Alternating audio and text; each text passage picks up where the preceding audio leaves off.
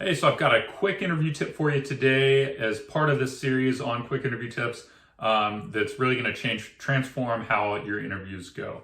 And today's is all about, at the end of the interview, asking if you've covered everything. That sounds super simple, I know, but let me jump into why that's so important and then what can come from it at the end. So first, understanding interviews and who your interviewers are. You have to realize interviewers are not, most of the time, in fact, it'd be extremely rare that you would ever interview with someone who's a professional interviewer, who that's what they do day in and day out. That's their expertise and they're comfortable with it. Most interviewers, even hiring managers who are hiring for their own team, this isn't something they do every day. They're not used to interviewing. It's a little bit uncomfortable for a lot. I've been in interviews where the interviewer is more nervous than the candidate, sometimes this is brand new to someone. It could even be just a team member on the team who's never interviewed before. You'd be surprised how uncomfortable interviewing is, even for a lot of interviewers.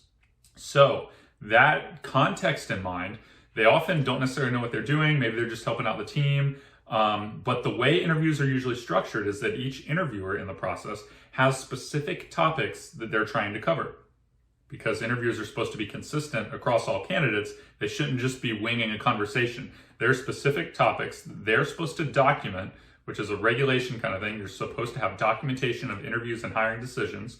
So they're supposed to find out specific info and ask you certain questions and get your answers to those questions, and then make their assessment on your fit as a candidate relative to that topic. So going back to thinking about, understanding that most interviewers don't do this all the time, it's really easy to miss something, or maybe you kind of go off in a different direction and the interviewer is worried about time management, so they don't really, veer you back in the right direction, or maybe they're just not used to interviewing, so they don't really probe and go deeper to get the information that they need. They just, keep moving forward with the interview. And ultimately, what that means is that a lot of the time, something important could either be left off the table, or you could have an interviewer just kind of making their own assumptions and kind of trying to fill in the gap as far as their notes go and what they're going to report back to the hiring team.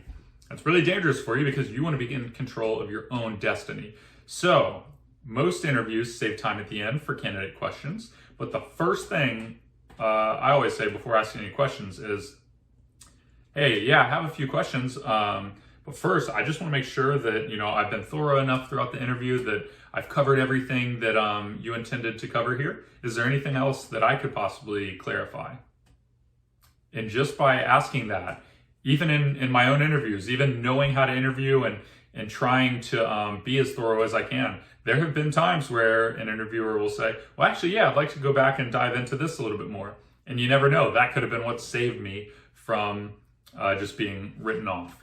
So it's really important. Give the interviewer that extra, opportunity. Open that door for them so that they don't have to take the initiative to do it. Because again, most are not comfortable, professional interviewers. They're just trying to kind of get through and get generally the information they need.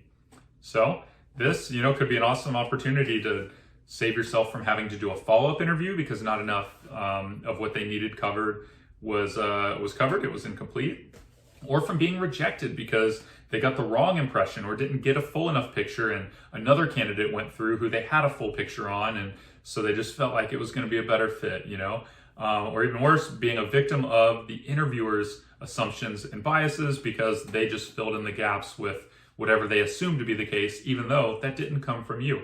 These things happen all the time.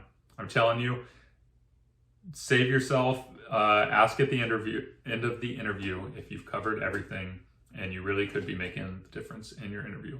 And if not, at least it's a professional, confident, well-intentioned gesture that, again, can only contribute to making you look good. So there you have it. I hope that that tip helps. I hope you'll do that in your interviews. Please like, subscribe. I'm trying to put out as many more videos as I can. And, if you let me know of topics that interest you or questions that you have, I'd love to make a video addressing those, or maybe I'll just be able to answer in the comments either way. So thanks and good luck.